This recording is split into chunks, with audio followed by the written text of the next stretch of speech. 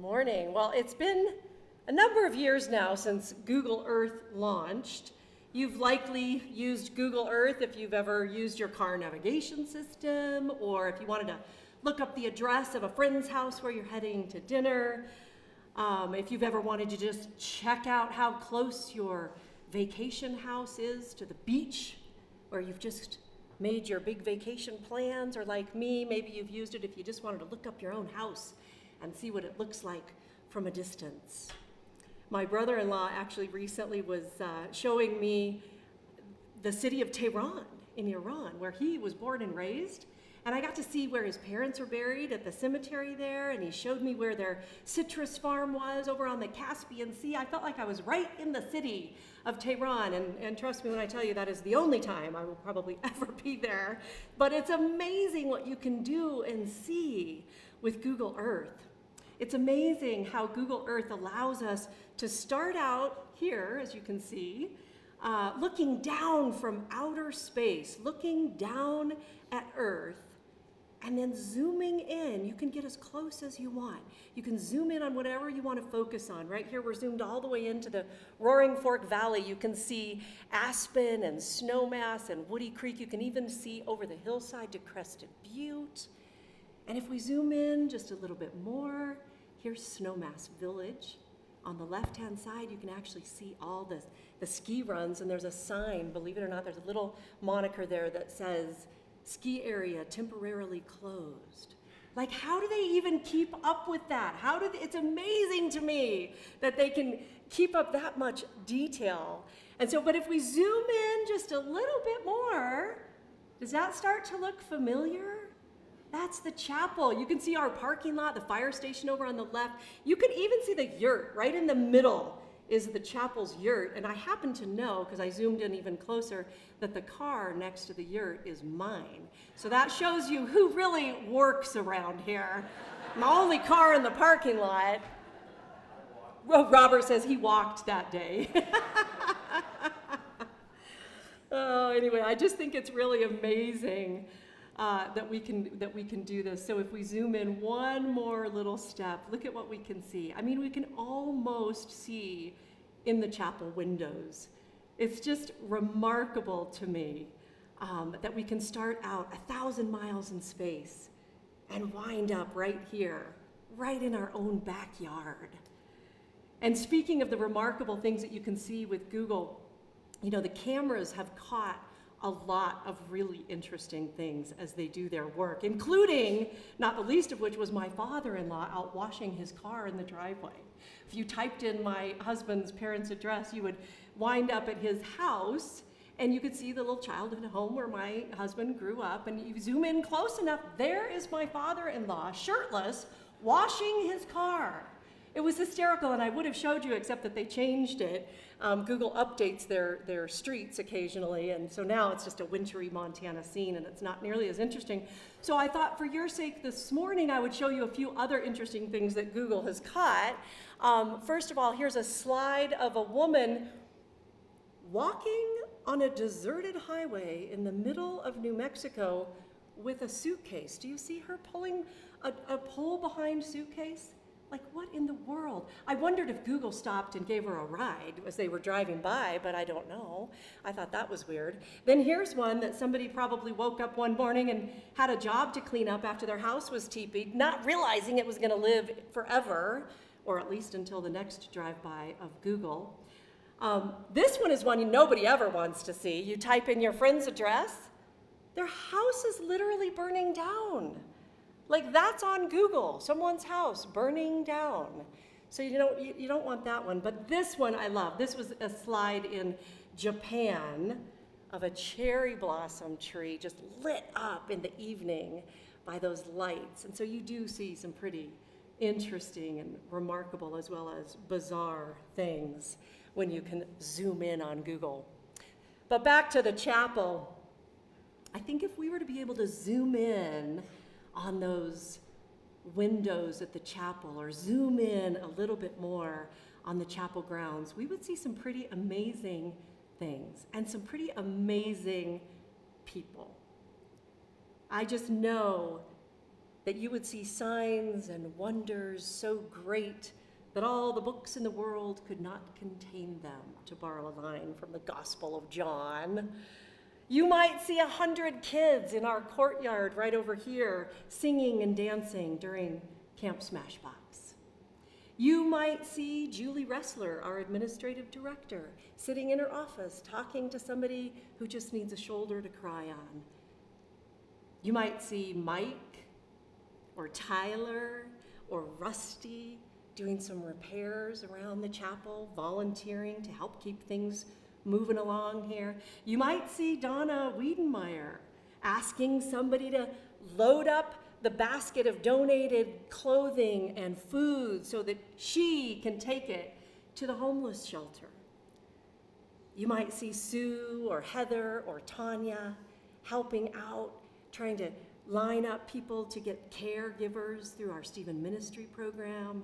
You would just see so many wonderful things happening. Zoom in on these pews right here, and you would see ordinary people who are not ordinary to God because they're doing God's work.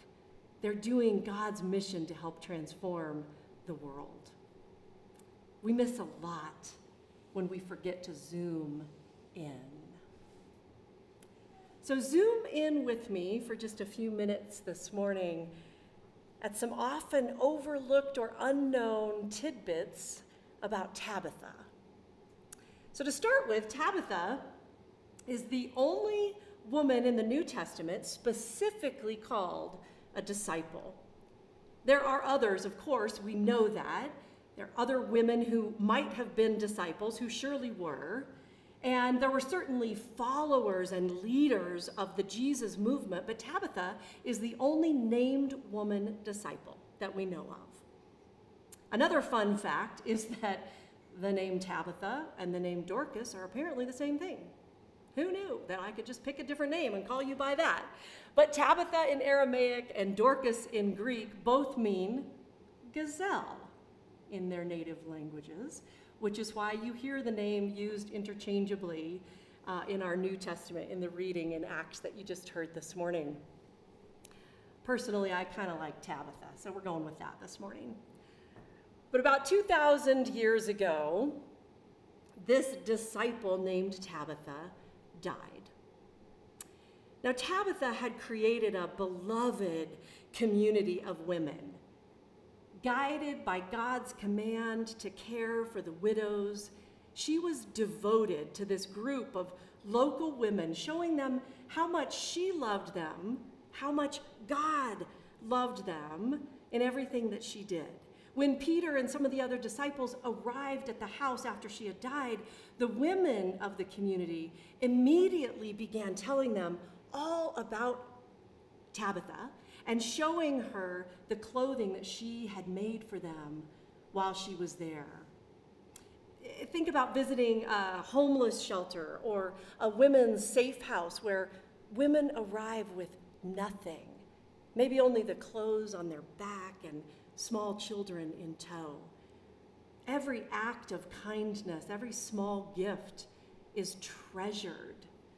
If you were to walk in and talk with them, I can imagine them saying, "Look what's been done for me. Look at these clothes that they've given me so that I can go to job interviews, so that I can walk my kids into school, so I don't have to live in scarcity and fear anymore." I believe that that's what these women were saying to Peter and the others when they arrived that morning. "Our friend has died," they said, and we need you to know that this woman of God, this disciple, she exemplified God's love in the world. She exemplified love. She personified it. She cared for us because that's what God commanded of her as a disciple. And because of her, look, they said, look at these beautiful tunics and clothing that she made for us. Tabitha provided for them. She cared for them. She ministered to them. You might even say she mothered them. because that's what disciples sent into the world do. That's what love does. That's the kind of love that transforms the world, because it's a love that zooms in. It says, what can I do as an expression of God's love right here? Not global, but granular. It's this kind of love that digs into the places and spaces that might be overlooked when all we do is look at the satellite view. There's a place for that kind of work, to be sure. Peter and Paul and some of the others, they were traveling to other countries. They were making big decisions and being arrested and getting shipwrecked. But Tabitha was the heart of the church. See, when what we do in here goes with us out into the streets and into our communities and into our homes and into our everyday zoomed in lives, that's where the real transformation happens. Because it's God's mission that we're pursuing.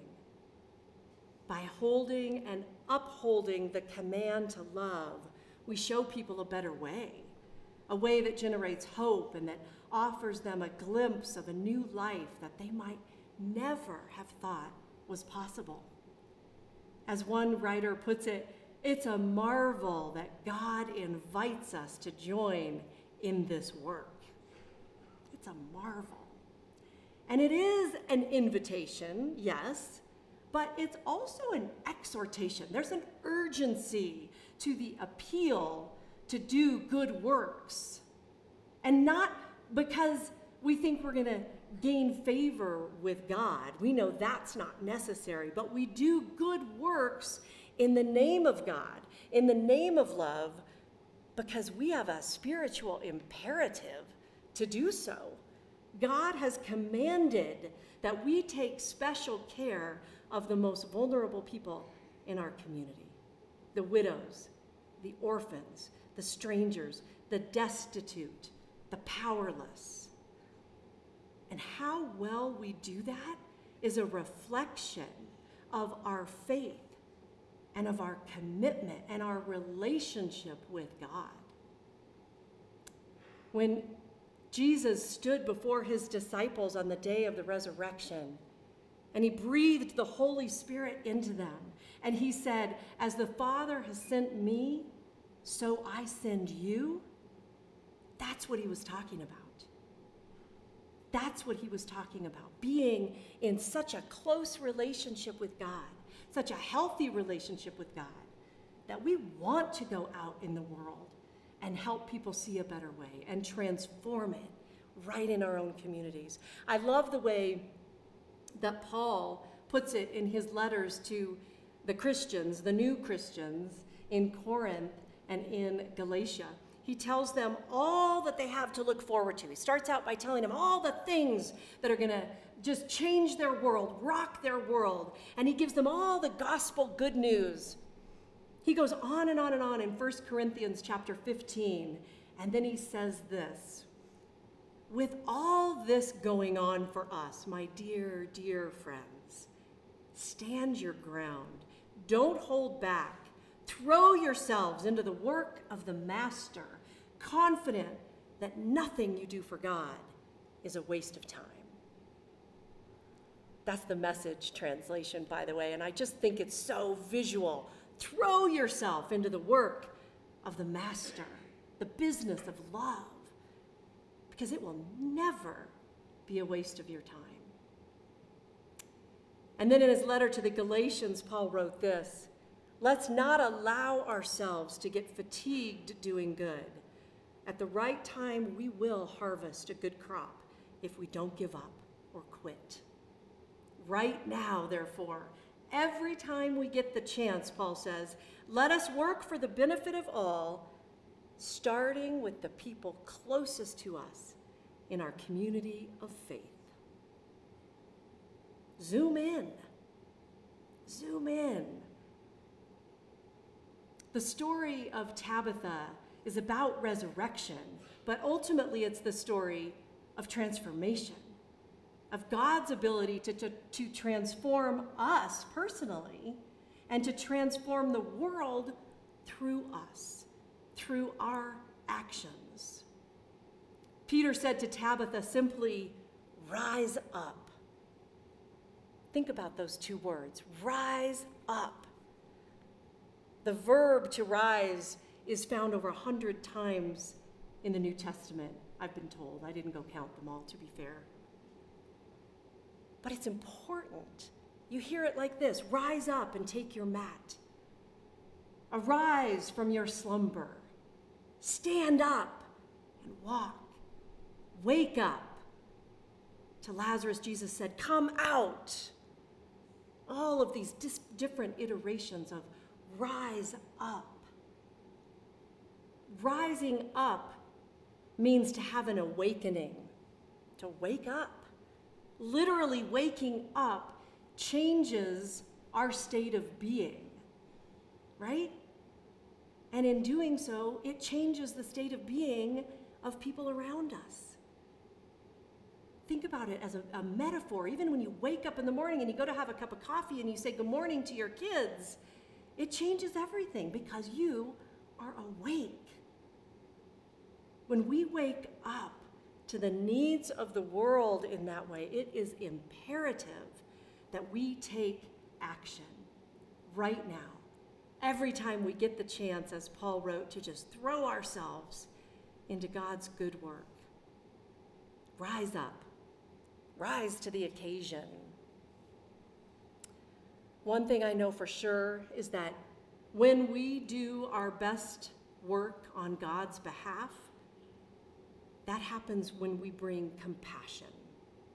And compassion is not pity. Pity implies that someone or something is inferior to us, that we are better than somehow, and that maybe that's why we've been chosen to help. Pity also, by the way, stands at kind of a safe distance. It doesn't want to get its hands too messy. Compassion is not pity. Compassion at work comes from a place of understanding our shared humanity, of seeing ourselves in somebody else's lived experience and asking, what might I be able to learn here from this person so that I can truly be present to them in their reality? That's what compassion does. Compassion helps us stay out of judgment and focus on what needs we can meet in order to make someone else feel whole and heard.